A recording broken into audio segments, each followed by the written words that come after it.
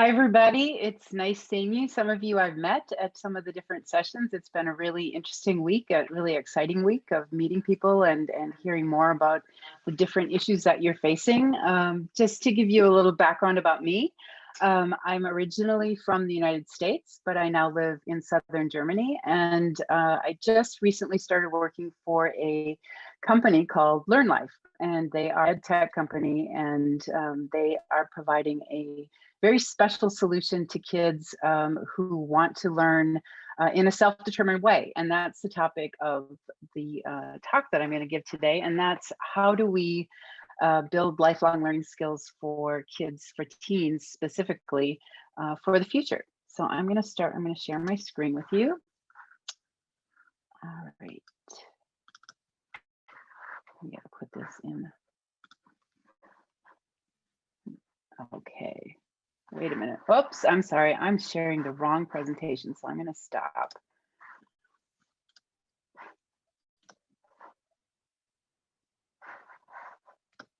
I'm going to do this again. Oh, I love technology. I have too many windows open. It's still not opening the right one. That's very strange. Okay, let me try this again. No. This is very strange. Okay, just give me a second and I'm going to close some of these windows because apparently it's not letting me open my presentation.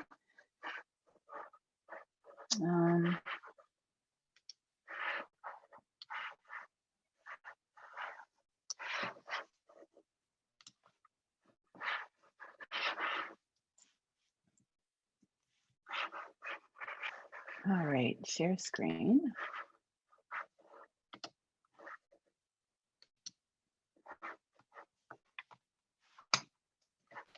Still it's showing the wrong presentation. It's showing a presentation that I had from earlier today, and I'm trying to figure out why it's doing that and trying to open the correct one.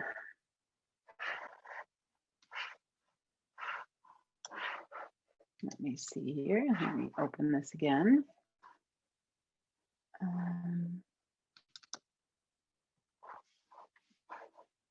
Okay.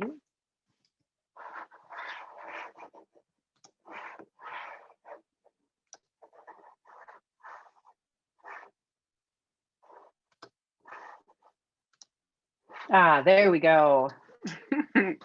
Okay, inspired to learn, building your teens' lifelong learning skills is the topic that I'd like to talk with you about today. And first, what I'd like to talk a little bit about is agency. And agency is the power to act. And this is a definition from Core Education in New Zealand.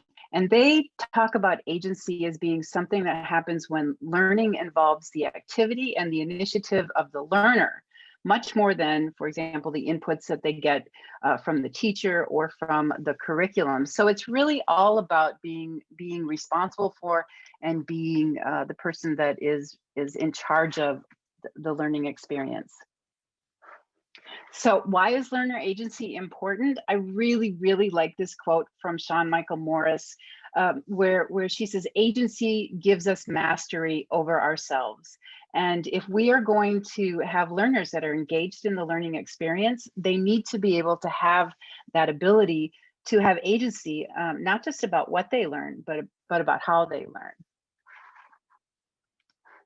So what are why do they need agency? Why is it that learners, why teens, why anyone really who wants to learn, why do they need that agency? Well, there's a number of different reasons. I've done some research into this area about future learning skills. And one of them is our kids need future safe jobs. They are going to be dealing with a world that we call a VUCA world, a world that's volatile, it's unexpected, it's complex, and it's ambiguous, and it's very difficult for them to be able to prepare for this world because they don't really know what it is that they will be preparing for. So they'll need to be able to have a number of different skills in order to prepare for this world.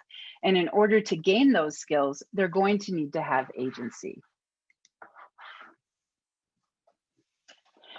Another thing that they're going to need is they're going to need to be able to hit the ground running once they enter the workforce. Um, in my very, very earliest life, before I had kids, before I became a stay-at-home mom, I worked for a computer software company, and the computer software company got very big very fast. And what I noticed when I was hiring people is that there were some people that came in to the workforce and they just really they weren't really sure what it is that they needed to do. They were very highly educated people. They all had their university degrees, and then they came into this very complicated, very fast-paced, changing environment, and they really didn't know how to really adapt or to survive in that environment. And it took months to get them to be really productive within the environment. And then there were the other employees. There were the people that would jump right in and they would just hit the ground running. And so I always wondered, why was that? So when I had my kids and I, decided to stay home, I did my master's degree in e-learning and online education. And then I did my PhD on the topic of self-determined learning and how it is that we can get learners to be more in control of their learning and to make decisions about their learning. But what I found based on my experience is that, kids need to be able to hit the ground running. And if they're not able to, um, they'll have a much tougher time in the workforce. One of the things that has also been identified as really critical for tomorrow's workforce or tomorrow's work world is that our learners need to be agile and they need to have learnability, and that means they need to be able to learn throughout their lives, not just during their school years. And this is from the World Economic Forum, and it talks about learning agility. And these are things like flexibility, being able to ask and to receive help, being able to test out new ideas, take on challenges, to get feedback, to be reflective, to increase their knowledge, and also to work with other people. So it's really critical for learners or for our teens to have these skills in order to be really prepared for tomorrow's world. The other reason that learner agency is really important is that learning is for life. We no longer have the situation where we are going to, we're going to school, we're going to university, and once we get out, we don't ever have to learn again, right? Learning is something that's going to happen again and again. So it's really critical that our learners, that our kids, that they're able to adapt and that they're able to continue learning throughout their lives and to really enjoy it. So how is it that we create that? And I'm going to talk a little bit about how that can happen. Then we've got the coronavirus, right? The coronavirus has put us all into this world, probably not as much for the homeschooling world, except you don't have your social contacts as much, but especially for, the traditional school system, it's been a huge shock, right? They've had to shift their way of doing things into an online environment, and they've done it in a couple of different ways. And I don't know, perhaps you can also relate to some of these changes. Now, the traditional approach has been that teachers are controlling students. There's synchronous lectures, and students listen and they take notes and they're in Zoom all the time. And then there's proctored exams, and there's basically what I call policing students, policing learners. It's not giving them agency, it's giving the teacher the agency, and it's really giving the control to the teacher. Then there's the learner agency approach. And in that approach, the students are actually controlling their own learning. They're deciding what they're going to learn and how they're going to learn it. There's more engagement, but the synchronous engagement happens in the environment where the teacher is engaging with the learner and the learners are engaging with each other. And then there's what we call authentic assessment. And those are the kinds of assessments that are very relevant and very contextual for the learners. So they're making decisions about what they're going to, how they're going to be assessed. And then they're in ways that are very relevant to them. And what's really critical in this learner agency approach, in these environments where learners are trying to learn in a in an environment where they're in control of their learning, there needs to be trust. There needs to be trust that that the person that is their teacher, trust that they can make decisions about their learning. There needs to be trust in the learner that they can also make decisions about their learning and that they're capable of doing that. And the way that I've found that this can be accomplished is through self-determined learning, or what I call pedagogy. And now I'm going to jump into a little bit of, I guess, it's academic kind of discussion, which won't last too long. And that's about what is pedagogy. Pedagogy is the study of self-determined learning, and it uses a holistic approach to really developing learner capabilities, where the learner is really the agent of their learning. They're making decisions about their learning, what's going to happen, and it's related to their own personal experience as a learner. Now, not all learners are in a place where they can actually take control of their learning, where they're making decisions about their learning. So they need to move along what we call a pedagogy, andragogy, pedagogy continuum, right? So in a pedagogy environment, what you've got are basically learners learning in a passive way, right? There's a teacher, the teacher is telling them what to do, they're telling them how to do it. It's usually the kind of classroom environment with a blackboard, the teacher giving the lecture, the learner taking notes. And in that kind of environment, it's really passive. The learner is absorbing the information. In the next level, the andragogy approach, they're really learning about how they can take control of their learning, how they can manage it, how they can be responsible for their learning, making decisions about their learning. And in pedagogy, what happens is they're really determining what it is that they're going to learn. They're saying, this is what I want to learn, and this is how I'm going to learn it.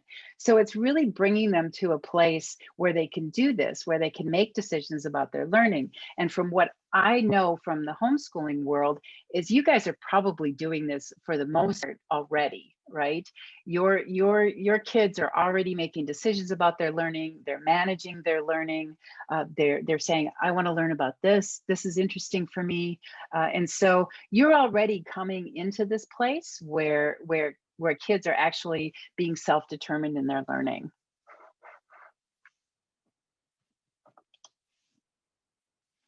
So what we're trying to do in moving through this learning journey of getting learners to really take responsibility for their learning is we're moving them from a place where teachers are in control to a place where they're actually agents of their learning and they're making decisions about their learning. There's no longer the need for compliance as in the traditional approach, but there's more choice about what they're going to learn. It's not mandated, instead it's more created from the learner. And it's not given to the learner, but it's actually discovered. So they go through this process. And one of the reasons, and I can't stress this enough, one of the reasons that it's so important that our learners are able to be agents of their learning is the kinds of skills that not just the workforce, but society really needs from our learners are things like autonomy, self-directedness, self-efficacy, self-management, collaboration, communication.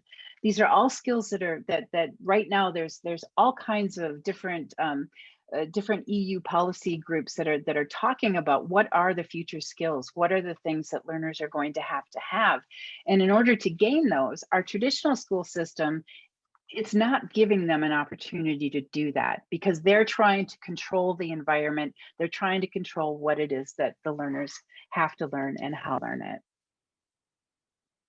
So what are some of the ways that we can empower our teens to be agents of their own learning? Well, one of the ways that I found to be really helpful with kids and also with adults is to create environments of learning that are very learner-centered, and they need to contain certain elements. These are things like they need to have an opportunity to explore. They need to be able to create, and they also need an opportunity to collaborate with other learners. There's so much that learners can learn from each other. They also need an opportunity to connect, and that's just not connecting with whoever's teaching them or with other peers, it's also connecting with the outside world. It's connecting with society. It's connecting with their community. It's also connecting with professionals, entrepreneurs, other people outside of their inner circle of learning. Then they need an opportunity to share what they've learned. And that is, I can't stress that enough, because sharing what you've learned not only gives you an opportunity to showcase what you've learned, but it also gives you an opportunity to really learn from other people as well. So when you share what you've learned, you can not just learn from that experience, but you can also learn from other people as well. Reflection is another really critical part of these learner-centered environments, because what we want to create in our learners for tomorrow is we want to create kids, or we want to build up skills in kids where they become what we call reflective practitioners. And this is so critical within the workforce. And I don't think they do it enough in the traditional school system. And that's opportunities to make mistakes. It's opportunities to fail. It's opportunities to not just fail, but to learn from those experiences. If you look at any of the big companies in this world, I mean, just take Steve Jobs as an example. I mean, he talked a lot about how, you know, his leaving Apple back in the 80s was one of his biggest failures. And he learned from that experience and was able to grow from it. If we don't give kids an opportunity to fail and to recover from that failure, we really we're doing them a disservice, because they need to be able to have that opportunity to reflect upon what went wrong.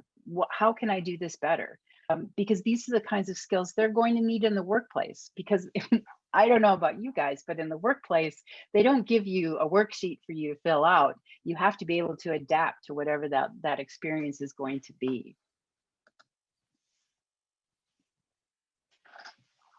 Oops. All right. Some of the different learning methodologies, some of the things that we do at LearnLife is we use different types of learning in order to encourage this type of self-directed, self-determined learning in our teens. And those are things like experience-based learning, where they're drawing from their experience, or they're creating new experiences that they can then learn from. Lots of opportunities for peer-to-peer learning, social learning. Project-based learning is really, really important. It's an opportunity for them to define a project for themselves, to define the phases of the project, to complete the project, and to really learn as they go through the process of carrying out a project that is really interesting for them. I don't know how it is you guys, but with teens, I mean, I know with my two teenagers, which one is no longer a teenager and the other one will no longer be a teenager on Saturday, it was really challenging for me to get them to learn if they didn't see why they needed to learn it. What really helped was giving them that intrinsic motivation, to give them a choice. I can remember my son, one of the things that he hates to read, right? And so we were having a conversation about different books, and we were going on holiday, and I said, well, you know, let's read something. Let's read something together on holiday. And so I let him choose the book, and he happened to choose Catcher in the Rye. And I thought, wow, you're 14 years old. I don't know if you're ready for Catcher in the Rye at this point. But he barreled through that book. We learned a lot about culture. We learned a lot about society. We had an opportunity to engage and talk about things, and he was really excited about it. And I was really surprised, because this was a kid that just did not like to read. But when he was given a choice about what he was going to read, and we worked through it together, he just blossomed, and he really, really, really enjoyed it. Challenge-based learning is another way to approach, to give learners more self-direction, more self-determination in their learning, giving them a challenge and saying, okay, this is your challenge. How are you going to resolve it? How are you going to make this happen? Another way to realize self-directed and self-determinedness in learners, social entrepreneurship learning. A lot of our learners at Learn Life are entrepreneurs. They build their own companies. They look at different problems in society, and then they say, okay, how am I going to attack that problem? How can I go about making the world a better place? And as a result, have created their own businesses. One of the books that was hugely for me, living in Germany, it's not legal for me to homeschool my kids. So I saw my children being in a traditional school system that was killing all of their desire for learning. They didn't want to learn. They were under pressure to take tests all the time. It was just not a very positive learning environment. And this book, which is called Coloring Outside the Lines from Roger Schenck, was really, really hugely helpful for me as a parent, because I didn't want my kids to come out of school not wanting to learn, not really loving learning. And so one of the things that he says that they have this he has this on his book, to develop that passion for learning. And I think this is really critical, especially in the teenage years, is that we never confuse intelligence with straight A's. Straight A's is not the goal. It's really the process of learning. To not let kids be a homework machine is another way to keep them away from coaches that are tyrants in their world, and that they should never assume that the teacher is always right. We've learned throughout our own lives as parents, that our kids, the world that we're growing up in, there's so many things that change over time. So it's really important that they realize that what they're being taught today is not necessarily the reality that is going to be for tomorrow. Other things that we use at Learn Life, and if you're interested in diving into these, we've got a ton of resources. The company's done a huge amount of research into all of these different methodologies and approaches to learning. Authentic learning is one of these, and we've got it available on the website. So just if you want to go there, feel free to do that. Authentic learning, really about things that they are relevant for them and meaningful for them. And that's where you hit on that intrinsic motivation, because if it's relevant for them and if it means something to them, they will engage in it. One of the things that my daughter really loves is surfing. Right? That's her passion. That's her thing that she loves to do. And so once I found out that this was her passion, we did all kinds of research into different kinds of surfing, different things that she would need in order to be a surfer. Last year, she went to her first surf camp, and she really developed this passion for learning as a result. My son loves music. And he didn't enjoy being taught music, but he really enjoyed exploring music and photography as well. And given that choice, that ability to make decisions about what he was going to learn and how he was going to learn it, really changed his whole perspective about learning. He saw learning as not something that was part of school. He saw it as something that was just part of life. And he has since exploring all of his passions about music, about photography, he started his own business, and he started it a few years ago, and he's doing videos for local businesses, and he's also doing videos, music videos for German rap groups, right? So he's really exploring this passion of his, which is not something that he got from school, but it was from something that just came from him. So as a parent, it's really, really important to understand what are their passions, what are the things that they love. And if we identify those passions and we nurture them and continue to build them up over time, they won't lose that love of learning. So agency and context. Where are your teens in their learning journey? Do they feel like they can take responsibility for their learning? Do they feel like they have an opportunity to make choices? If they don't feel that, what can you do in order to give them more opportunities to make choice, to make things more authentic, to motivate them, things that are very interesting for them? What are their passions? What are the things that they love to do? And how can you support them in developing those passions? Oops. Skipping over these by mistake. I apologize for that. There's supposed to be a slide here with Ikigai, and I'm not Finding it, just a second. Ah, there we go. Whoop. Technology is not my friend today. One of the things that we do at Learn Life, and I know I'm pushing Learn Life, and I push it not because I think everybody should have to join Learn Life.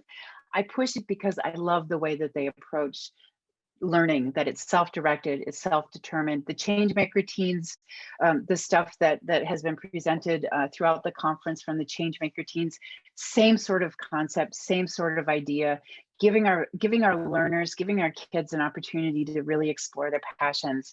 And ikigai is a Japanese concept that helps us understand what is our reason for being.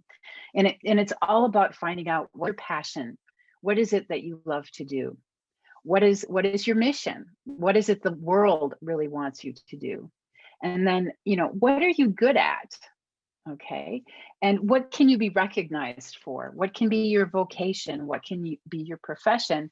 And so one of the things that we do at Learn Life is we help our learners try to identify what their passions are, what their mission is, what their vocation is, and what their profession is. And by identifying those passions and identifying those missions, they start to grow and they start to really engage and embrace the learning process. And so it's really, for me, it's very exciting because this is the kind of thing that I try to do with my kids, is to really look at what their passions were, and by doing that, help prepare them for a world that not that they're going to a job that they love, that they'll wake up in the morning and they're going to go there because discovered what their passion is and what profession is best for them. Okay, so talked about those. I'm really sorry, I'm jumping around here. So what is the challenge? The challenge, I think, from my experience, not just working with teens, but with college students, has been the fear of taking responsibility for learning. A lot of kids, especially if they're coming from a traditional school system, they don't want to take responsibility. I've had grad school students who have said to me, "Don't make me be responsible. Don't make me make choices about my learning. I want you to tell me what it is that I have to do."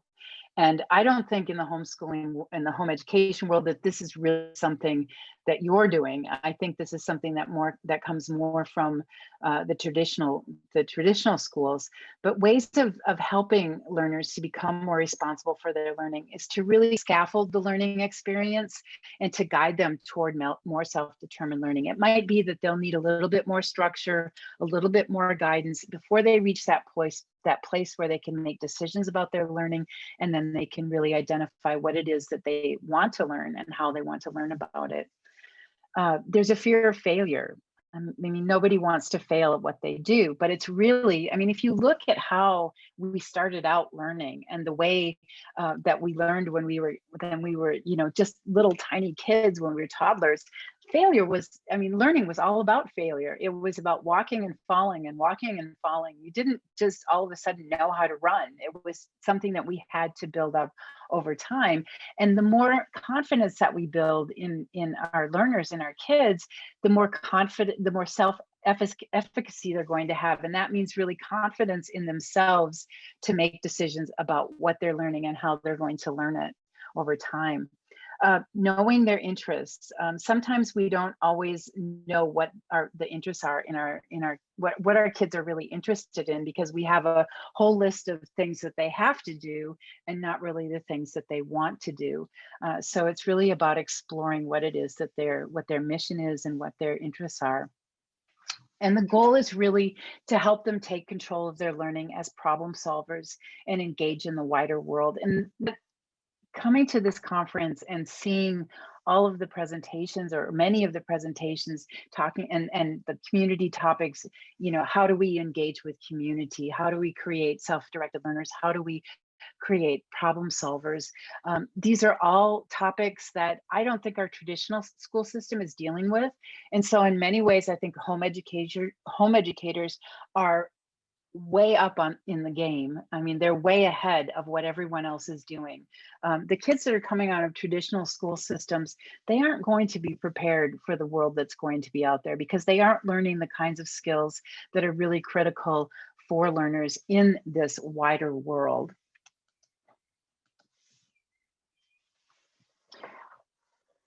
what are some of the benefits of self-determined learning? And these are there's been a lot of research into self-determined learning, and these are some of the things that have come out of that research.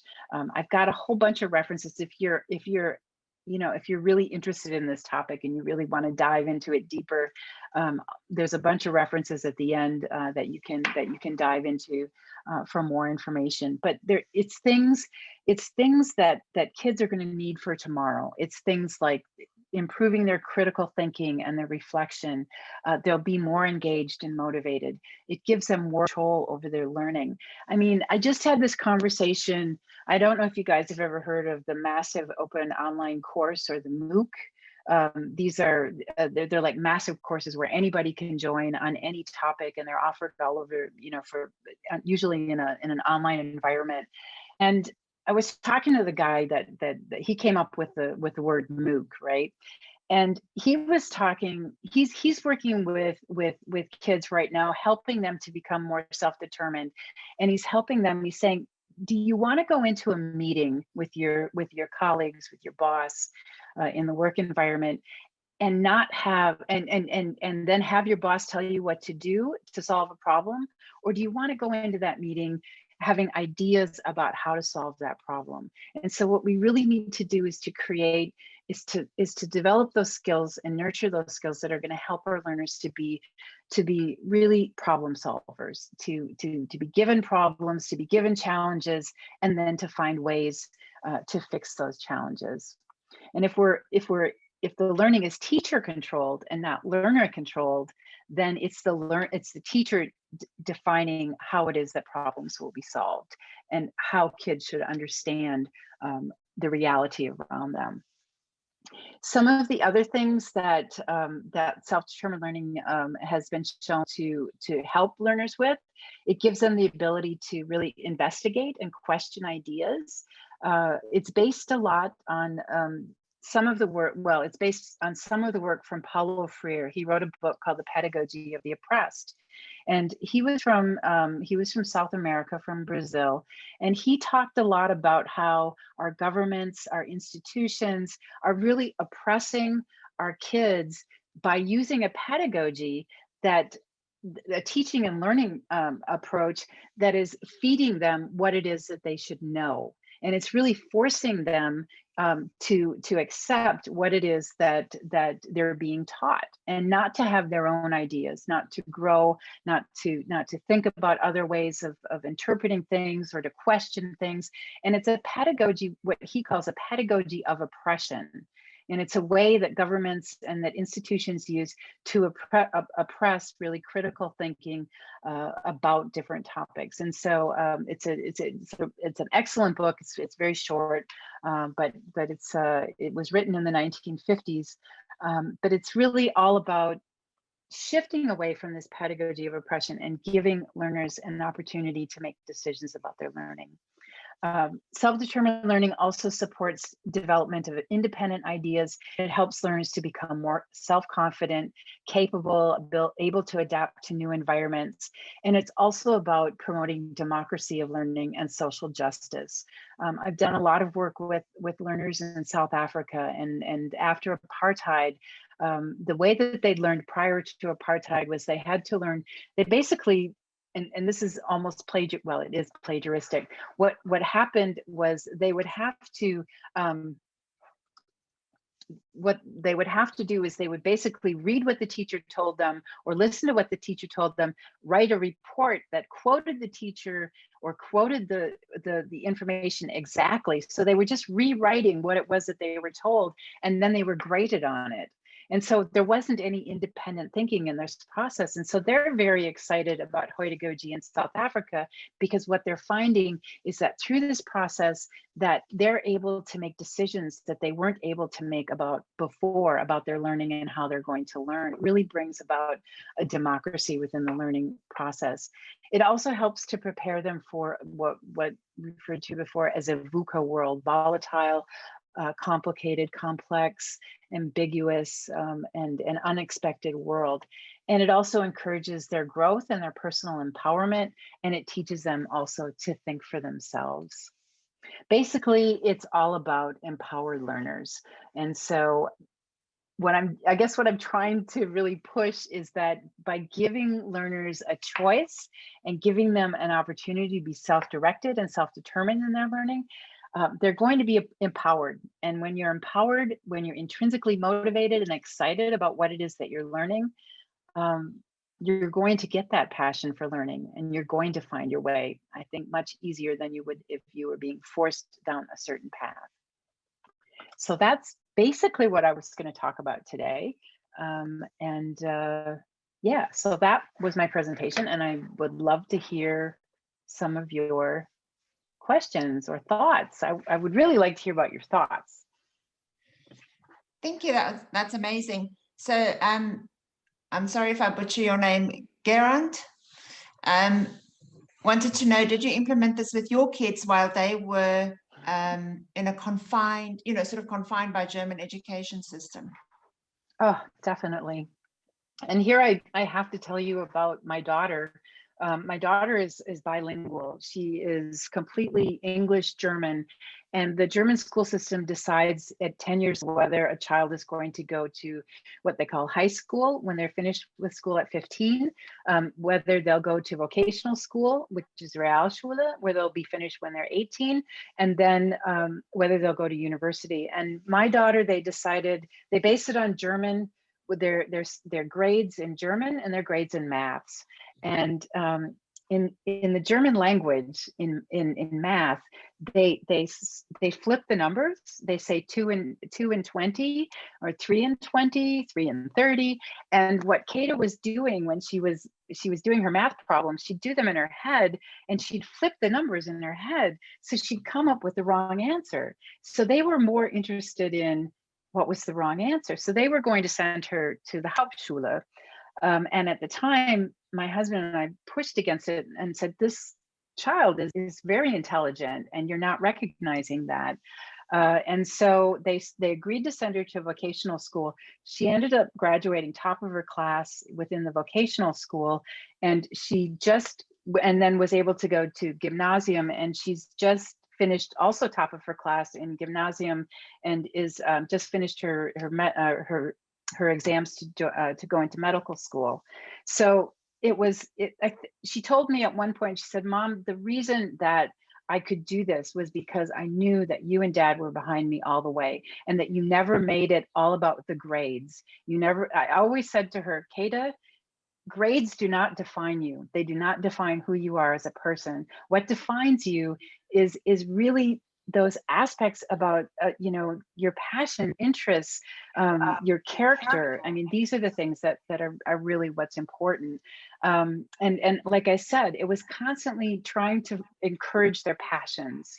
Like with my son, we got him a grand piano. I know that sounds like really over the top, but he spent hours on that piano, and he learned, he could read the music, but he could also listen to music and then play it. And he would just, he loved it. It was just so inspiring for him. And it's so, as a parent, it's so exciting. And so, what's the word? I can't think of what the word is. That feeling that you feel when you hit it. You hit it as a parent when they're passionate about something and you found it, and then you can continue to nurture it and to grow it. And for me, giving them that opportunity. Okay, they had to do all of the school stuff, but this gave them an opportunity to really explore their passions. And I'm going to go back to Learn Life, because when I joined Learn Life, it was because they do that with kids. They give them opportunities to explore their passions. And that is what I found my ikigai when I joined them, because this gives me an opportunity to really help kids, support them to be self-determined, to find their passions, and to really love learning. So yeah, I did it outside of the school system. Despite the school system, I guess you would say, because I didn't have much of a choice. But I think I did okay. But as my mom says, you don't get a final grade on parenting until the end of your life. Joe Sweetland says, thank you, Lisa Marie. That was so good. Couldn't take notes quick enough. I know what she means. Rosina says, excellent Well, I was presentation. worried it was Thank a you. little bit too boring. No, it was very, very interesting. So, Learn Life, do they just go onto the website? What's the process if they're interested in looking at Oh it? yeah, we Learn Life, and I know Joe was interested in going there with her kids to Barcelona before the pandemic hit. She wanted to be there and to participate in Learn Life this year, but it just didn't happen, unfortunately. We offer different packages to learners that are personal, where you can come in and we'll meet with your learner, your child, and we'll find out what is it that they're interested in, what's their passion, and then we'll work with them to develop that passion over time. And we do that through our online home hub right now because of the pandemic, and for anyone that's outside of Spain. And we're also looking at opening hubs around the world. Our CEO has this big vision of creating learning hubs across the world, connecting learners everywhere, where they have an opportunity to learn, not just in a physical space, but in an online space, which for me is really exciting, because it's learning, it's lifelong learning. And building that passion, it's so critical, especially for learners for tomorrow, because they're being faced with problems that none of us have ever had to deal with. Yeah, that's true. Any more questions, guys? We're almost finished, but we've got a couple of minutes. Rosina, do you want to unmute yourself and ask? Yeah, I was trying to start typing it, but actually it's easier to ask you. So I was speaking with Joe because we're all trying to build Learn Life hubs in the UK right now.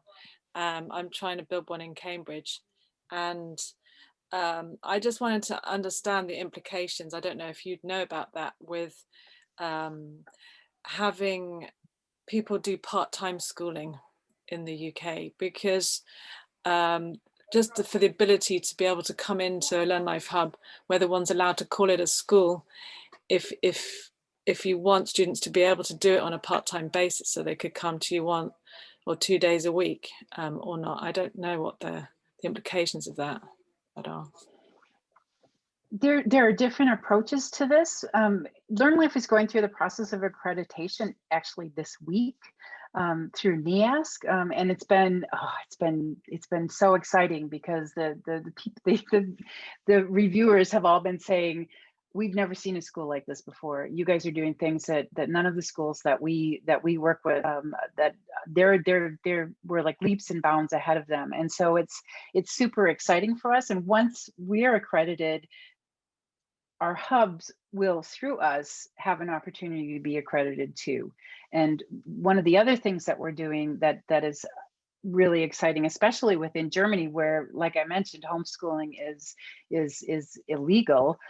We're offering opportunities for schools to build what we call hublings, where they can create a Learn Life type of hub, a smaller type of hub within their actual school.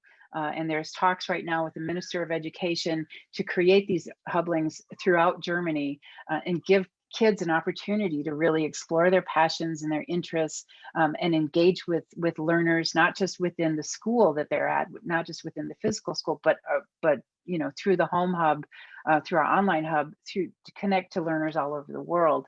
And so I think what we're going to see happening is learners will have opportunities to make choices. And that's one of the things that is my personal goal and passion with self-determined learning. It's realizing self-determined learning in such a way that learners can seamlessly transition regardless of where they are. They can be at home learning, they can be online learning, they can be learning in a physical hub.